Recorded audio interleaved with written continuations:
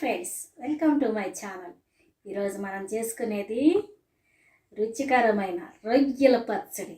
దానికి ఏమేమి కావాలో ఎలా చేయాలో చూపిస్తారండి.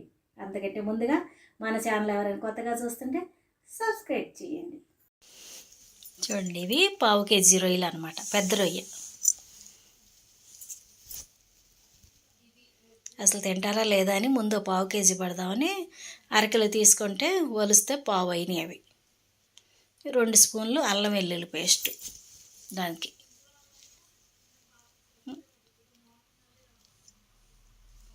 అల్లం వెల్లుల్లిపాయ మిక్సీ పెట్టేసుకొని ఒక 2 స్పూన్లు తీసుకున్నా. ఇదిగోండి కారం 4 స్పూన్లు, పచ్చికారం అయినా వేసుకోవచ్చు, మసాలా కారం అయినా వేసుకోవచ్చు, మీ ఇష్టమే.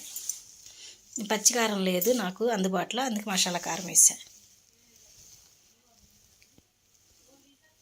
సాల్ట్ 2 స్పూన్లు, కొలతల ప్రకారం అన్నమాట. 4 స్పూన్లు కారం, 2 స్పూన్లు సాల్ట్, ఒక అర స్పూను ఆవాలు, చక్కదిని ధనియాలు 2 స్పూన్లు, చెక్క లవంగాయలు ఒక 6, చెక్క కూడా చూపిస్తా.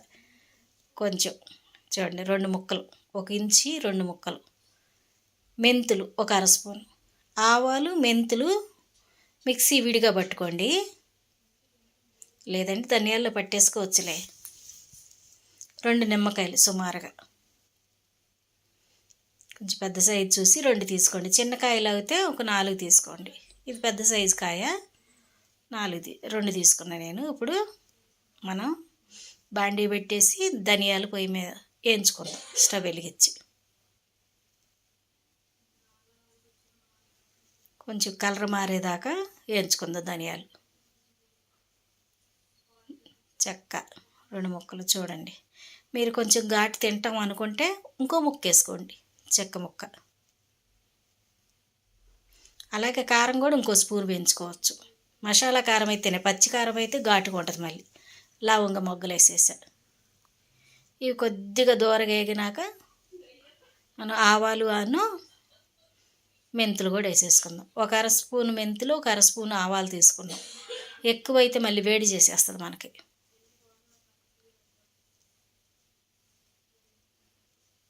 ఇవి కూడా కొంచెం మెంతులు వాసన వస్తుంది కదా, వేగిన వాసన, ఆ వాసన వచ్చేదాకా కొంచెం వాటిని కూడా వేపుకుందాం.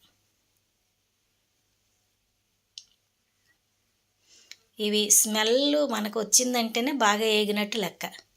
ఆ స్మెల్ వచ్చేదాకా మనం వేపుకోవాలి. సిమ్లో పెట్టేసుకోండి, హైలో పెట్టామనుకోండి మాడిపోతాయి, వాసన పోయి చేదు వస్తుంది మొత్తం. కొంచెం ఒక 5 నిమిషాలు లేట్ అయినా పర్వాలేదు, సిమ్లో పెట్టి వేయించుకోండి, సరిపోద్ది. వేగిపోయినాయి, తీసేద్దాం అయ్యి.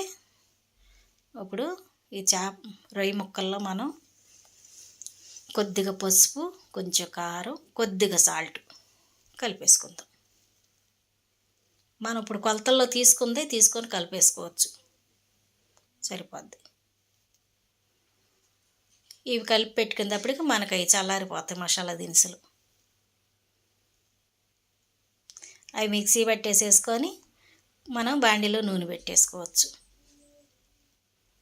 ఒక పావు కేజీ నూనె పడద్ది దీనికి కొలతల్లో. ఉప్పులు కారాలు ఎక్కువ తినేవాళ్ళు అయితే ఇంకో స్పూను సాల్ట్ ఇంకో స్పూను కారం తీసుకోండి.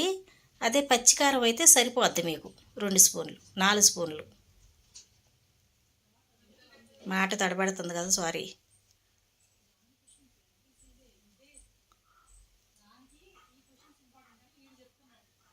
రొయ్య తీగ ఉంటుంది కదా, కొంచెం సాల్ట్ కారం వేసి కలిపితే అది పీల్చి అంత తీపి అనిపించదు పచ్చట్లోకి.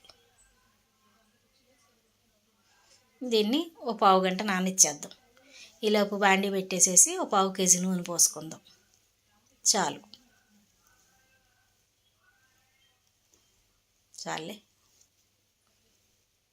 నూనె హీట్ ఎక్కితే ఇప్పుడు అవి వేసేసుకుందాం. మనం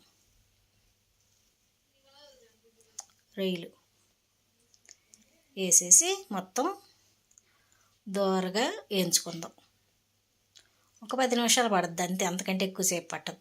చికెన్ ఎక్కువసేపు పడుతుంది కానీ ఎగుతాకి ఇది ఎక్కువసేపు పట్టదు, ఎగుతాకి మనకి రొయ్య. విజయలక్ష్మి ఈ రొయ్యల పచ్చడి పట్టి అక్క నాకు పెట్టు, ఎలా పట్టుకోవాలన్నావు కదా, ఇదిగో చూడు. సుమారు రొయ్య ఇది. టైగర్ రొయ్యతో పడతానని చెప్పా కదా, టైగర్ రొయ్య దొరకలేదు, సుమారుగా ఉంది. ఒక పెద్ద రొయ్యలు ఇది కూడా, దాంతో పడుతున్నాను.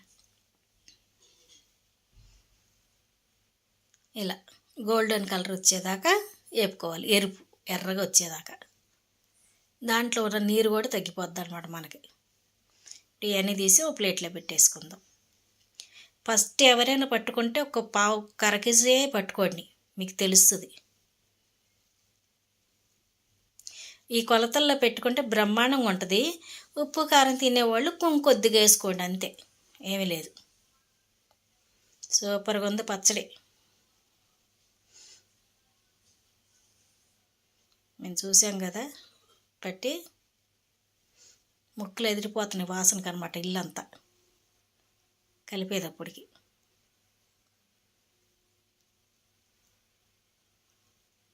ఇప్పుడు అల్లం వెల్లుల్లి పేస్ట్ ఈ నూనెలో వేసేసుకుందాం.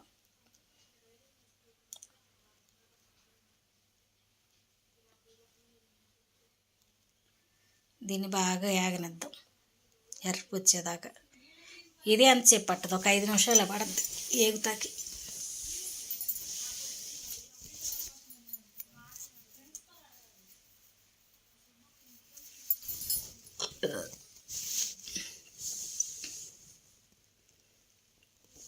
నిదానంగా వేపుకుంటా ఉండాలన్నమాట.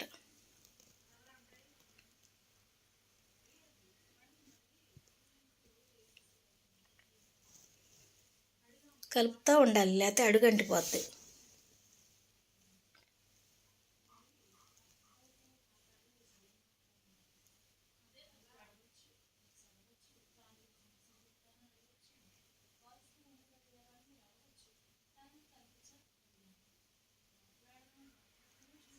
వేగుతుంది చూసారా, గోల్డెన్ కలర్లోకి వచ్చేయాలి.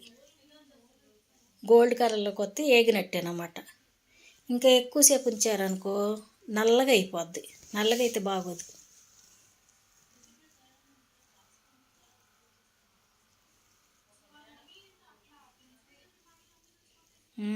ఇలా చాలు.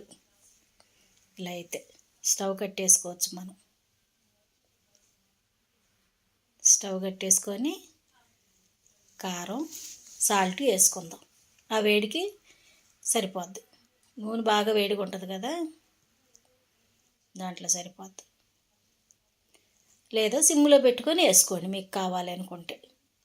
నాకు ఈ వేడికి సరిపోద్దని ఉప్పు కారం వేసేస్తున్నా. కరిగిపోద్ది వేడికి ఉప్పు అంతా కూడా, కారం కూడా పచ్చివాసన పోద్ది.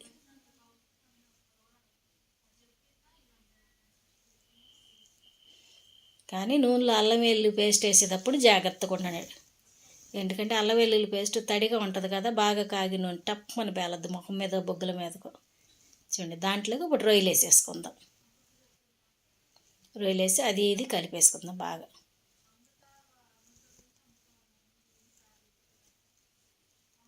కలిపేసి ఒక పావు గంట సేపు వదిలేసేద్దాం. ఎందుకంటే వేడంతా చల్లారిపోవాలి. చల్లారిపోయినాకే మనం మసాలా వేసిన, నిమ్మరసం వేసిన చల్లగా అయిపోయింది చూసారా.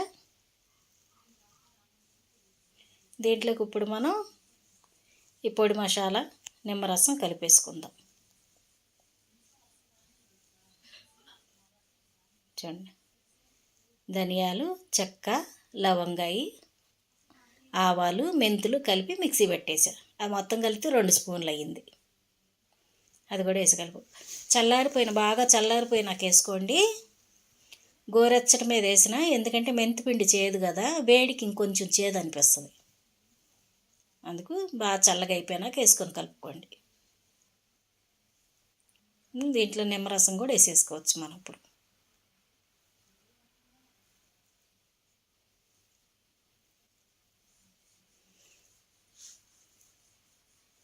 ఉప్పు కారం సరిపోయిందా లేదా అని చూస్తున్నాను అనమాట. సరిపోయింది, ఎందుకంటే మా పిల్లలు తక్కువ తింటారు, మేమైతే కొంచెం తింటాంలే. కానీ నిమ్మరసం 2 కాయలు తీసాం కదా, బాగానే వచ్చింది రసం.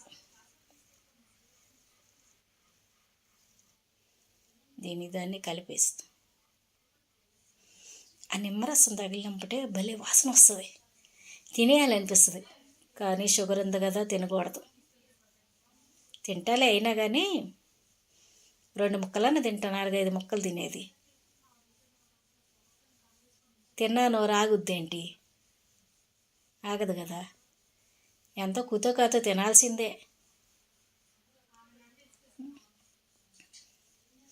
మన ఛానల్ ఎవరైనా కొత్తగా చూస్తుంటే సబ్స్క్రైబ్ చేయండి, లైక్ చేయండి, షేర్ చేయండి. Okay friends, thank you.